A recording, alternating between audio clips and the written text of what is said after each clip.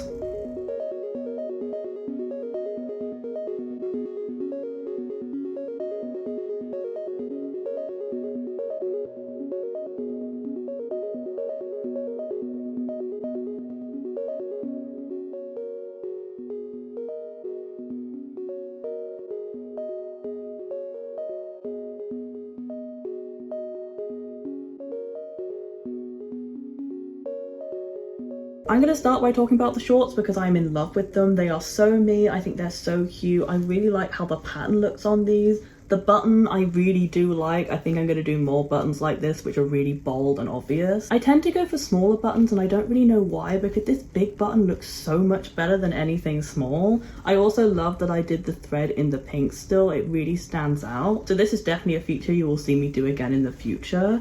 The only thing I don't like about these shorts is the red zipper. Obviously I was using the zipper from the original trousers. I don't know why I bought a red zipper back then, to be honest. It's not like pink or yellow zips don't exist. I really don't know why I went with the red. Even if it was white it'd be better, because you can actually colour zips in quite easily or dye them. The red just really isn't great for this project, especially as I'm still not great at putting in zips, so they does hang out a little tiny bit when I wear it. I think what I'm gonna do is I'm gonna put a little snap here and then a snap on the inside, just so I can hold fold it closed a little bit better, just so it lays a little bit nicer when I'm walking around. Moving on now to the bolero, I do not like this. I think it's a really good idea in theory, but in practice, I don't think it came out very well. I don't like the length of the sleeves. They're a little bit too short, so it makes it look a bit too awkward, especially as they close so close to the ends. I'm just not a big fan of that. The buttons definitely work in making the neckline fit, but at the same time you can definitely tell that they are just an additional add-on and weren't made to be there, especially as the neckline is a fabric that doesn't really iron. If you look at it up close, this one is quite crisp here,